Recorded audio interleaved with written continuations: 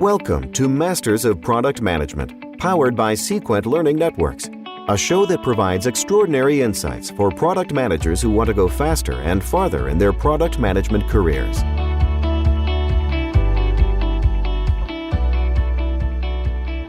Hello, this is JJ Rorie, Vice President at Sequent Learning Networks. In our Masters of Product Management podcast, we tap into the experiences of people who work in and around product management to help you learn and grow in your product management career.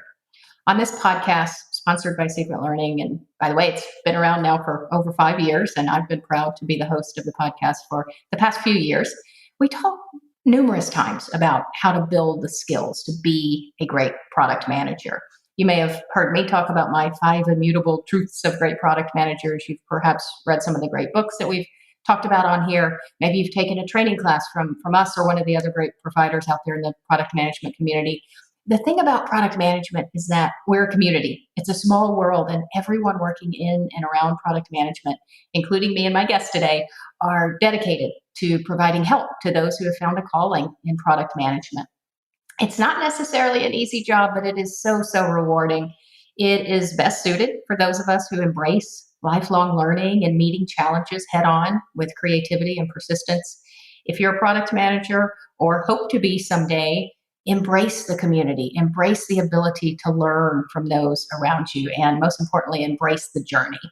I'm so excited to welcome Carlos Gonazalez de Villaumbrosia, the founder and CEO of Product School, to the podcast today to talk about how product managers can go from good to great. Carlos, thank you so much for being here. Thanks for having me, JJ. Yeah, it's going to be a great conversation. So, of course, you at Product School work with lots of product managers, right? Just like I do. What do you think? You've been around some of the greatest companies, product managers for 7 years, I believe now that Product School's been around.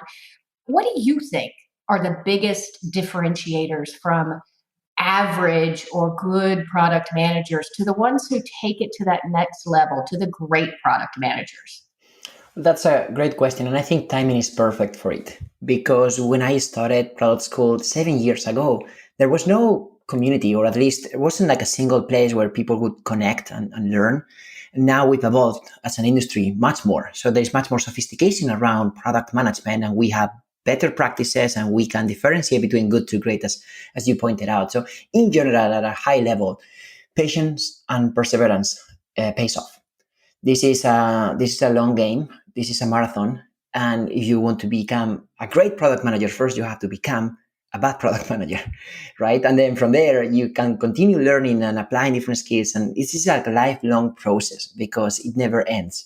So it is important to recognize that there is no single book or there is no single crash course that is going to take you from 0 to 100.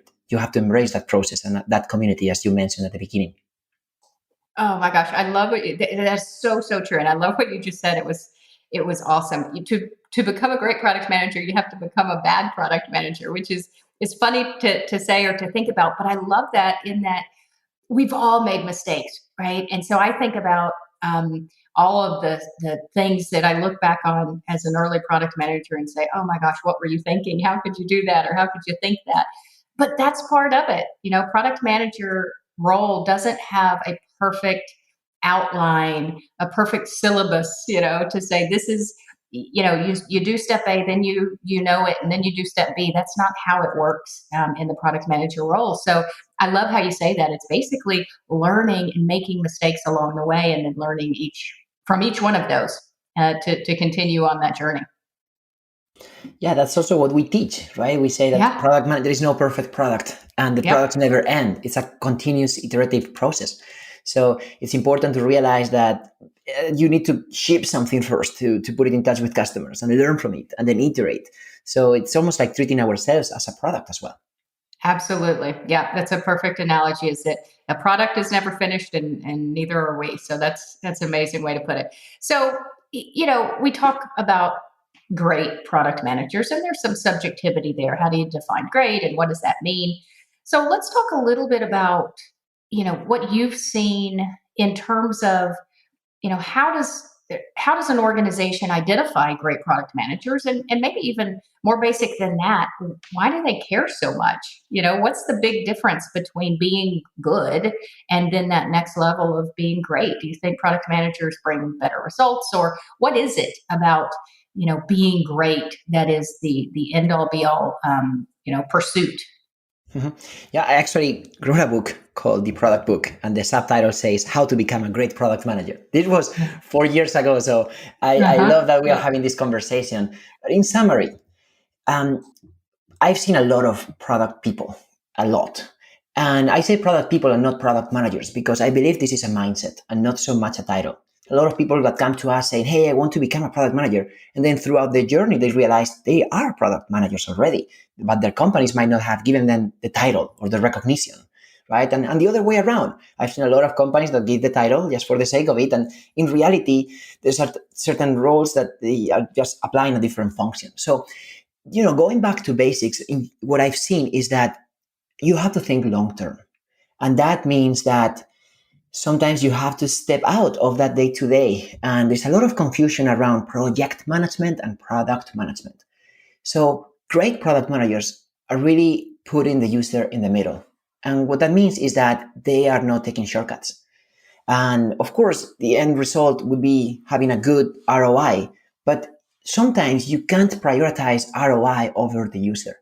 If you're really playing the long game, if you really care about the user, you need to think about this as a marathon. And sometimes you have to make some compromises in favor of the user, even if you make less money in the short term, because you're building a community. You want to build trust with your users, and a good product manager should care about that and be the advocate in every single conversation. The second thing is about strategy versus tactics. I don't mean that tactics are not important. They are, absolutely. But we can't just rely on putting out fires every single day. That's pretty much the mindset of project management, which is very important, but also someone has to care about the long-term vision, about the strategy, about the roadmap, about how to put all the different pieces of the puzzle together. So one thing that I've seen in extremely successful product leaders from companies such as Netflix, Disney, Uber, or Airbnb, and some of them teach with us at Product School, is that they really force themselves to think, to say no to certain things that maybe they're good at, but as the company grows, they just need to delegate. So the only way to really grow and have access to the whole picture is to delegate, is to feel comfortable saying no and carving time for yourself. Otherwise, you're going to be running from one meeting to another without like a chicken without a head. Yes, absolutely. And that's the pitfall that I see so many product managers and product people get into, is that they allow the tactical to overwhelm them. And it's somewhat natural to think about why that happens, is that the tactical are the things that have a spotlight on them in the immediate term. There's an internal resource looking at it, and there's some sort of output you're supposed to be providing. And so it's easier, again, I like your short-term to long-term view. It's easier in the short term to prioritize those tactics, but it will absolutely bite you in the long run. And I often am asking product managers, how much time do you carve out? As you said, how do you carve out your time to make sure you're focused on market facing endeavors, to make sure you're thinking, to make sure you're actually discussing and observing and doing things that are strategic and are going to drive the long term? And way too often it's, I don't know, never or 5%, and that's just not enough. And so I love what you mentioned about delegating and finding those ways, because product manager role certainly has some tactical elements to it. There's no question we have to execute, but if we're not leaving enough time for that strategy, it's gonna be bad. Totally. And I agree with you, Jan, that that's one of those levers from good to great that great product managers somehow figure that out a little bit better. Yeah, I've made that mistake so many times, and I still have to remind myself to not repeat it and still fail. But just taking care of ourselves, I think it's important. We are playing a critical role in an organization where people rely on us to make decisions that can really change the world. They can change our organization. We can make a huge impact, and we can't just run from one meeting to the other and try to make the best out of every day. We need to stop and sometimes recharge, sometimes take care of ourselves, work out, sleep, eat good food. Like, it might sound out of the box, but I think of this as an athlete. We are performing an incredible sport, which is leading an organization. And we need to be the best version of ourselves. And that doesn't mean that we need to be superheroes and have everything figured out and have the answer, but really try to treat ourselves as a product and be there for the team. And when, hey, there's not a good team, well, a good day, or we don't feel good, that's okay. And when we don't have the answer to a specific problem, that's okay as well. I think there's a lot of power in saying, I don't know. Let me think about it. Let me ask someone, and try to be more of a facilitator than a dictator. I love that. I love that. And again, it goes back to that analogy of us as a product, and we wouldn't run a product to the ground, and without maintaining it and making sure it was in an optimal condition and environment. Same thing with us. I think that's incredible advice there. So, as we've talked about, it's a journey for product managers. You're never going to get it right the first time. You may never get it exactly right, but we grow, we mature, we perfect our craft through experiences.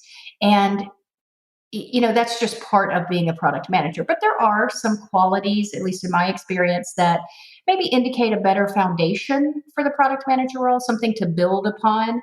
So if you were thinking about that, maybe talking to the leaders or hiring managers out there, what would you look for when recruiting for a product team, even if someone doesn't have, specific product management experience yet?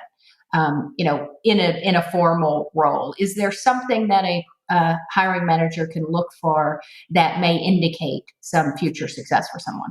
Absolutely. And short answer is, the future success of a company doesn't depend on where you started 10 years ago.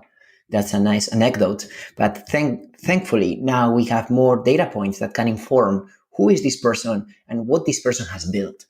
Back in the day when I started product school, a lot of people would say, well, you cannot teach product management because you have to be born, you have to be a visionary. This is for Steve Jobs type of people. And it's like, no way. Like, obviously there are people who have more talent than others, but you need to put that talent to work, and work out, a good attitude outworks talent. So yes, obviously there are certain key hard skills that can help, such as being technical. So that proves that you can connect with engineers, or knowing more about business. That proves that you can connect better with marketing and sales teams, or knowing more about design. Like, all of that is great.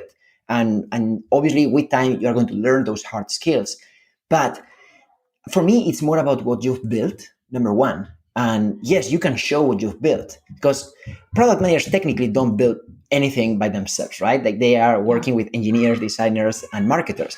But you can show what products you've built, or what side gigs you've had, or, like these days, you can even show me what is your influence on a certain discussion forum or on social network. And that's number one. Definitely, when I'm interviewing candidates, I put their name on LinkedIn and I don't even look at the resume, because I care more about what they've built and what others are saying and who they are connected with, than what they studied 10, 15 years ago.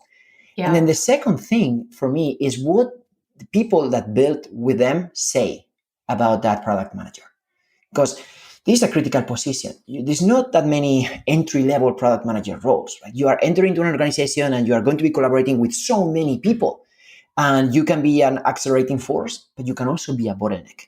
So I really want to ensure that you really can build rapport with engineers, with marketers, with designers, that you are a good person, and that people can really, I'm a big fan of like doing back channel references or even public references, but I would never hire someone without validating what others would say about that person. Yeah, that's great advice. It's just, it's such a highly connected world these days, which I think leads to better understanding of what a product manager could be. Because to your point, there's no such thing as doing or building anything yourself especially in any size company, because we are constantly collaborating.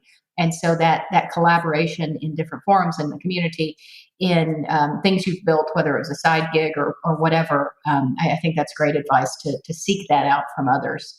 So Well, finally, congratulations, by the way, on your recent funding announcement. That was so exciting for, frankly, you in product school, but in my perception, for all of us in the product management industry and community. So, what do you think that means for the product management industry?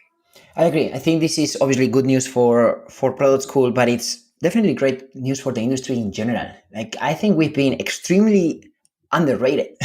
There's been a lot of credit given to different other functions such as marketing, engineering, design, and product was always the underdog, right? Like it wasn't really clear what the product managers do and why they are important. And there's so many macro trends that are validating this funding round. By the way, it was a $25 million round. And for example, over 30% of the Fortune 500 companies today have a chief product officer. That is incredible. Because back in the day, product management used to report to the CMO or to the CTO. Now we have a seat at the table.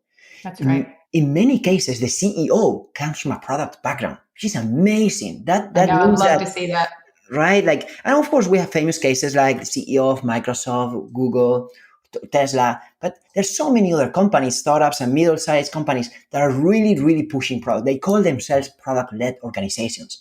And that means that that product is part of the culture of the organization. It's not just product management team. Everyone needs to understand what the product does and be part of it, regardless of their title. And then last but not least, I think the new no-code tools are really empowering an entire new generation of creators that can build and ship something without knowing how to code. And, if you put all of these things together, I think it's an exciting time for everybody who's involved in building, whatever that might be. Because I believe that every company is a software company, regardless of the industry. And this is not a Silicon Valley thing anymore. We, especially during the pandemic, we all realized that more and more businesses are working remotely, and that's okay. And that more and more businesses are offering their products or services online. And all of that combined means that we need more creators, more people that can be at the forefront of innovation to transform these organizations and be part of an entire new world of opportunities that's not just limited to their neighborhood. Yeah, absolutely. And I just couldn't agree more. And it's just such an exciting time and an important time, right? I think you're spot on that I think our field is going to be more and more in demand, and that's exciting. And I'm excited to be part of driving that forward and being just a little tiny bit of helping that. It makes me sleep well at night knowing that I'm helping a little bit. And part of helping a little bit is this podcast and having folks like you, Carlos, come on and share your wisdom. So thank you so much for joining me today. I've enjoyed our conversation. Well, you are doing more than a little bit. You're doing a lot. You are creating a platform to allow creators to have a voice. And I think that's really, really powerful. You said you've been around for over 5 years. I'm sure that the impact of these conversations are massive. So thank you for giving me the opportunity. You bet. Thank you, Carlos. Here's to a great future for the product management world. Thank you all for joining us on Masters of Product Management powered by Sequent Learning Networks. I'm JJ Rorie, and I look forward to speaking with you on the next episode. You've been listening to Masters of Product Management, powered by Sequent Learning Networks. If you'd like to take your career to the next level with additional tools, training, coaching, and books, be sure to visit Sequent Learning Networks at sequentlearning.com.